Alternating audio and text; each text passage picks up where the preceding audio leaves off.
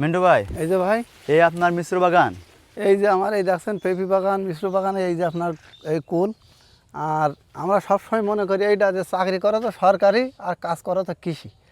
এইটা নিয়ে ঘেরের পাশাপাশি আমি এই ঘেরে মাছের চাষ করছি। আর এই ভেড়িতে আমি এই দেখেন এই যে কুল গাছ দিয়েছি, এই কুল অনেক সুস্বাদু। এর নাম হচ্ছে আপনার ওই সবচেয়ে আপেলের মতন যেটা কুল বলে, বল আপেল। এটা খুব খাঁটি সুস্বাদু। আপনার এই ঘের বেড়ির উপরে কি কি চাষ করেছে? এটা হলো আপনার মর্তমান কলা আছে, আর বিভিন্ন সবজি আছে। আর পাশাপাশি আপনারা এই তো দেখছেন এতে 400-র মতন আমার এই পেঁপি গাছ আছে। এটা হলো টপলেডি পেঁপি, একটা চারার দাম 52 টাকা পিস। আপনার ঘেরে যে মাছ চাষ করছেন জি, আর অতিরিক্ত যে চাষ করছেন এখানে একই খরচে? একই খরচে।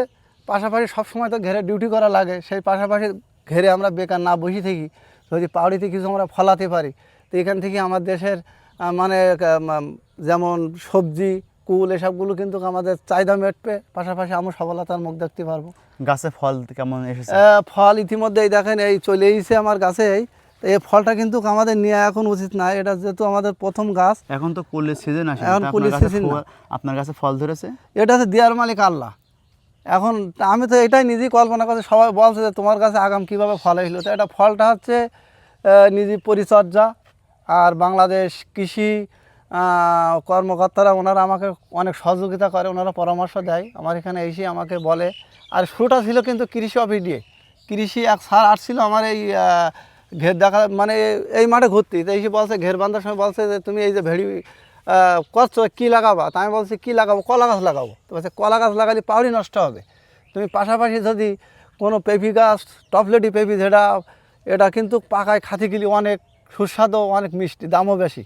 আর কুলটা তো আমরা জানি, কুল আমাদের সাতক্ষীরা জেলায় বিখ্যাত কুল। কুলটাই আর আম সবচেয়ে সাতক্ষীরা জেলায় বেশি হয়। এই টপলেডি পেঁপি তো গাছে হয়েছে, এইছে এই ধরন চলে এইছে আমার গাছ। 1-1.5 হাত গাছে পেঁপি হলো, ভালোই ভারী সুন্দর লাগছে কিন্তু, তাই না? তা আপনি অন্য অন্য জাত বাদ দিয়ে এই যে টপলেডি চাষ করলেন কি জন্য?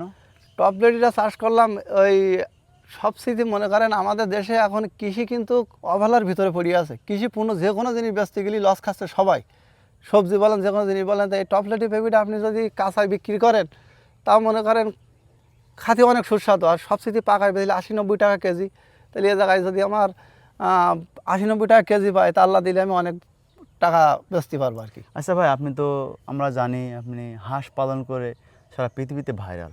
তা হাঁস পালন বাদ দিয়ে নাকি হাঁস পালনের পাশাপাশি আপনি এই ঘেরবেড়ি এবং ঘেরবেড়ির পাশাপাশি যে মিশ্র শাকসবজি চাষ করছেন, এটা কি জন্য করছেন? ভাই এটা হচ্ছে, আমরা তো কৃষি মানুষ, আর কৃষি কাজের আমাদের কিন্তু হাঁস, এই এখন সকাল 6টা বাজে 7টা বাজে আমি এখান থেকে যেই হাঁস নিয়ে চলে যাব। আর পাশাপাশি এই সকালে যেটুকু সময় আমি পালাম, এটুকু যদি আমি এই জায়গায় পরিশ্রম করি, তাহলে তো একদিন ইনশাল্লাহ ফল যখন চলে এসেছে আমি সফলতার মুখ দেখতে পারবো আপনাকে দোয়াই।